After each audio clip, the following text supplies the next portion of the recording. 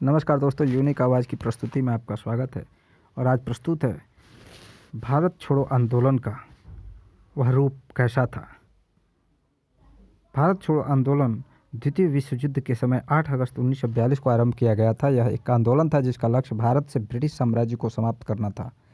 यह आंदोलन महात्मा गांधी द्वारा अखिल भारतीय कांग्रेस समिति के मुंबई अधिवेशन में शुरू किया गया था। यह भारतीय स्वतंत्रता संग्राम के दौरान विश्वविख्यात काकोरी कांड के ठीक 17 साल बाद 9 अगस्त 1942 को गांधी जी के आह्वान पर समूचे देश में एक साथ आरंभ हुआ। यह भारत को तुरंत आज़ाद कराने के लिए अंग्रेजी शासन के विरुद्ध एक सविनय अवज्ञा आंदोलन था। क्रिप्स मिशन की विफलता के बाद महात्मा गांधी ने ब्रिटिश शासन के खिलाफ अपना तीसरा बड़ा आंदोलन छेड़ने का फैसला लिया। 8 अगस्त 1942 की शाम को बम्बई में अखिल भारतीय कांग्रेस कमेटी के बम्बई सत्र में अंग्रेज़ों भारत छोड़ो का नाम दिया गया था। हालांकि गांधी जी को फौरन गिरफ्तार कर लिया गया था, लेकिन देश भर के युवा कार्यकर्ता हड़तालों और तोड़फोड़ की कार्रवाई के जरिए आंदोलन चलाते रहे। कांग्रेस में जयप्रकाश नारायण जैसे समाजवादी सदस्य भूमिगत प्रतिरोधी गतिविधियों में सबसे ज़्यादा सक्रिय थे। पश्चिम में सतारा और पूर्व में मेदिनीपुर जैसे कई जिलों में स्वतंत्र सरकार की स्थापना कर दी गई थी। अंग्रेज़ों ने आंदोलन के प्रति काफ़ी सख्त रवैया अपनाया, फिर भी इस विद्रोह को दबाने में सरकार को साल भर से ज़्यादा समय लग गया।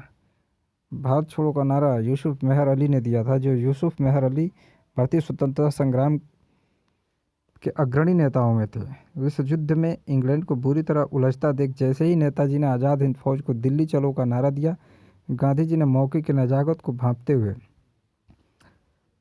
8 अगस्त 1942 की रात में ही बम्बई से अंग्रेज़ों को भारत छोड़ो व भारतीयों को करो या मरो का आदेश जारी कर दिया और सरकारी सुरक्षा में जरवदा पुणे स्थित आगा खान पैलेस में चले गए।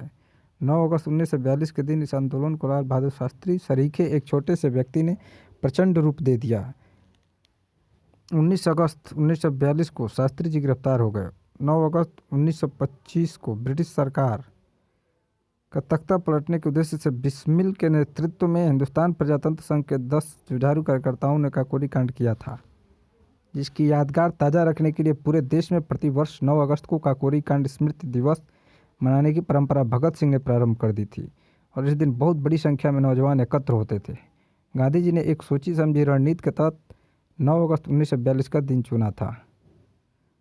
9 अगस्त 1942 को दिन निकलने से पहले ही कांग्रेस वर्किंग कमेटी के सभी सदस्य गिरफ्तार हो चुके थे और कांग्रेस को गैरकानूनी संस्था घोषित कर दिया गया था। गांधी जी के साथ भारत कोकिला सरोजनी नायडू को जरवदा पुणे के आगा खान पैलेस में, डॉक्टर राजेंद्र प्रसाद को पटना जेल व अन्य सभी सदस्यों को अहमदनगर के किले में नज़रबंद किया गया था।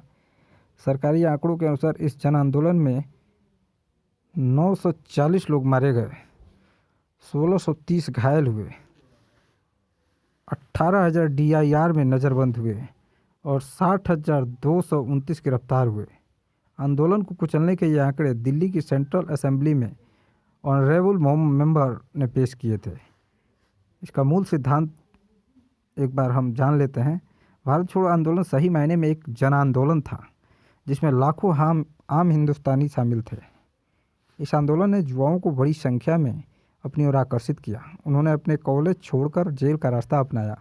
जिस दौरान कांग्रेस के नेता जेल में थे, उसी समय जिन्ना तथा मुस्लिम लीग के उनके साथी अपना प्रभाव क्षेत्र फैलाने में लगे थे।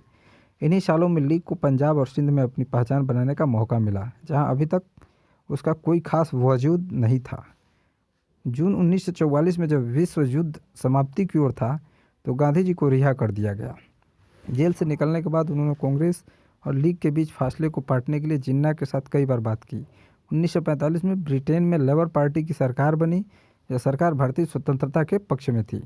उसी समय वायसराय लॉर्ड बावेल ने कांग्रेस और मुस्लिम लीग के प्रतिनिधियों के बीच कई बैठकों का आयोजन किया। गांधी जी और नेहरू के आग्रह पर कांग्रेस ने अल्पसंख्यकों के अधिकारों पर एक प्रस्ताव पारित कर दिया।